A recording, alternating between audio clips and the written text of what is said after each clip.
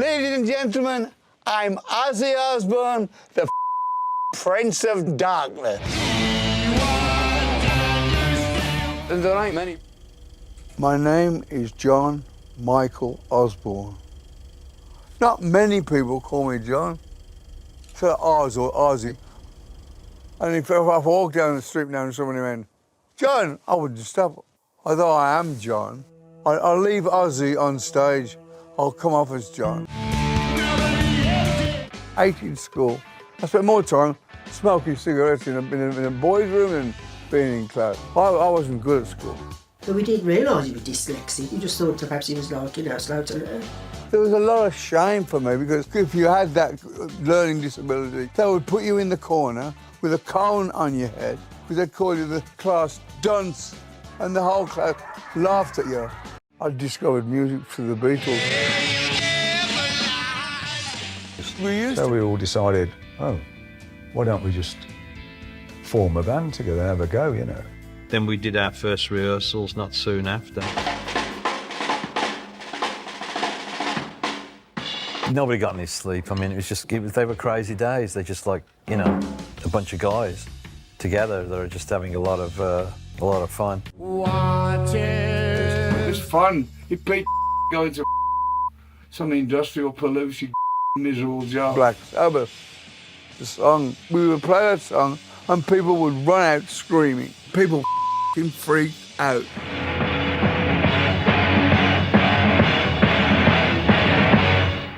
Thank you very much, thank you. Mum, we're on the radio. But, you know, money would buy the alcohol and the drugs and I'd behave badly. I mean, the way I treated Thelma, it was wrong. Treated her really badly, and the kids. 2 children.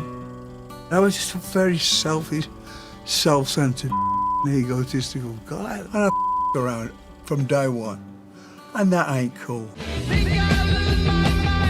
They were so young at the time and naive and didn't understand anything about the industry. When Sabbath signed with my dad, they were mates of mine, Black Sabbath.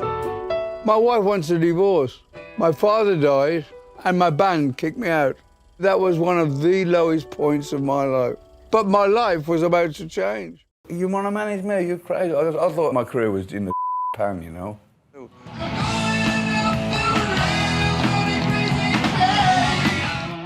I went to pick Ozzy up from the house after he'd got fired from Black Sabbath and brought him back to the office and, you know, said to him, just don't worry, we're here for you. I think he honestly thought that we were and he'd be sent home. And she said, if you clean yourself up, I want to manage it. And I said, well, you want to manage me? Are you crazy? I thought my career was in the pan. I wanted to be more mainstream without selling out to the pop. Well, I wanted to be more accessible. This album, we eventually got a deal at Epic for $65,000, and we took it because it was the only one that would take it. It came out in the UK first, and it was just instant hit. I knew the Crazy Train was going to be a big song. I just knew. Aside from recording and performing, what do you like doing best? Sex.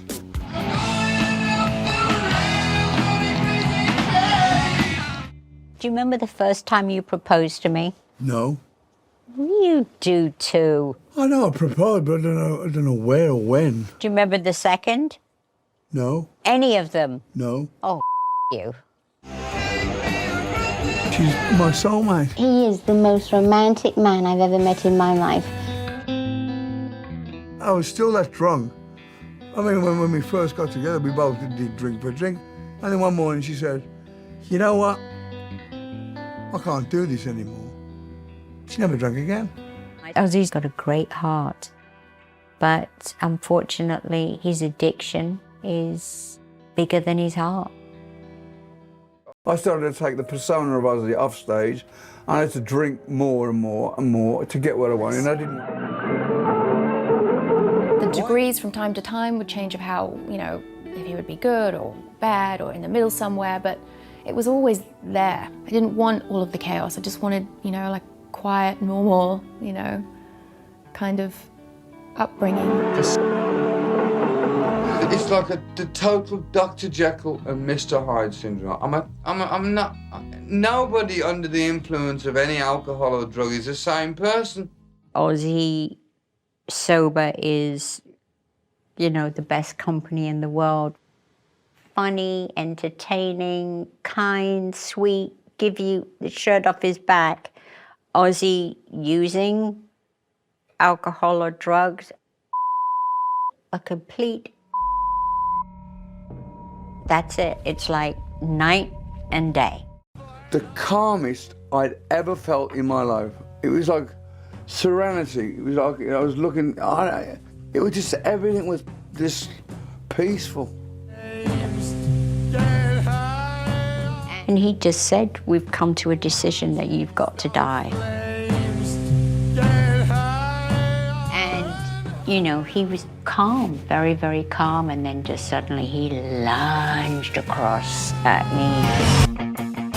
I don't know. Does it make you feel uncomfortable when you talk about it? Sorry? Does it make you feel uncomfortable when you talk about it? Well, it's not exactly one of my greatest achievements. All I could think. Why am I here? He says, you want me to read your charge? So he read John Michael had been arrested for attempted murder of Sharon Osbourne. I'm like, is this a joke? He says, no, I'm not joking. He says, you're going to court in a minute. That hit me like, it was like a hammer between the eyes. My name's Mr. Osbourne. I wonder if it's possible to speak to my wife, Mrs. Sharon Osbourne. You could have been a better friend to me. No More Tears was big, big album for Ozzy. 4 times platinum.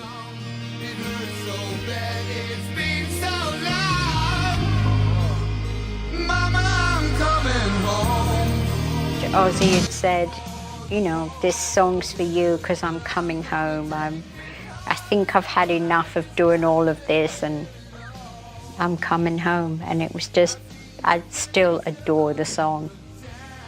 We knew that something wasn't right with my dad. And we saw doctor after doctor after doctor. So I flew to Boston and I spent the whole of the week. And he said, I want to run some tests. I said, whatever you got to do, if you keep me here for a year, I've just got to find out one way or the other. This is supposed to be my farewell tour. I'm coming home. Really? It pays its toll on me because I'm not. My head still thinks my ass is 21, you know. I remember his last show. And I remember the fireworks going off at the end.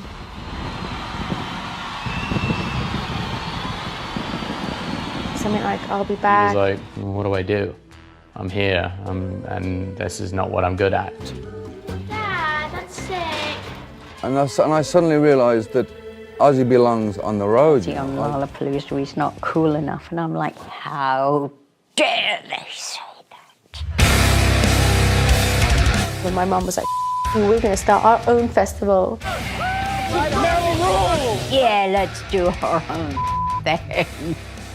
And that's how it came up with Ozfest. Welcome to Ozfest.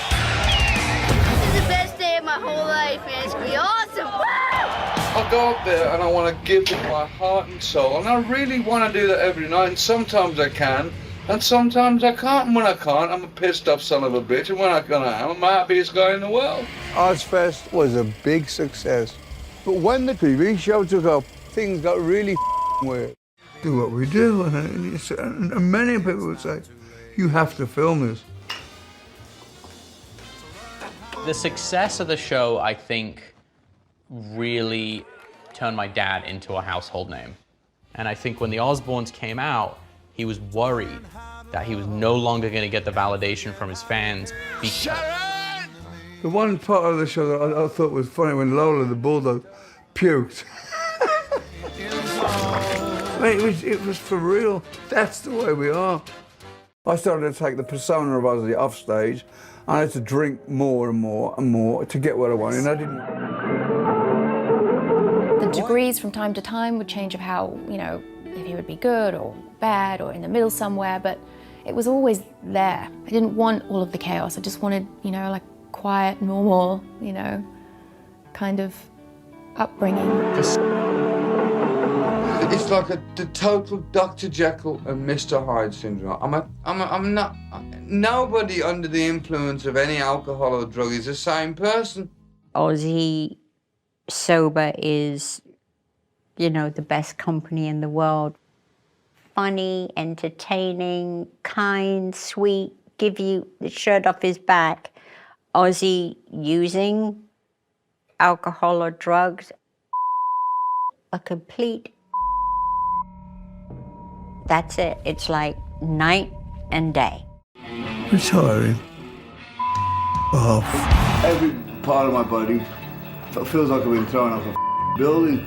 I'm never riding a bike again. Feeling's pretty damn good to be told you're cancer-free. And that's Sharon. She's unbelievable. Nothing phases her. My heart was breaking every night on stage. I put on a brave face. When you got a broken heart because someone that you love has got sick, you can't pretend not to have a broken heart. She's doing great, man. I owe my life to Sharon. The thought of losing her was just absolutely unbearable. I just turned 70. Ozzy, happy birthday, mate. Yeah! I'm sober today. Love you. And yesterday I was sober. The day before that I was sober.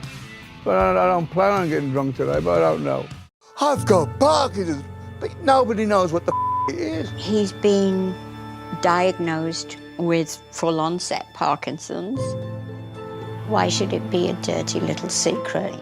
Number one question from me was, is it a terminal illness? And the guy says, no, but life is. It's just another thing on my plate that I got to deal with. I'm not in the slightest worried about it. You know what? Life goes on.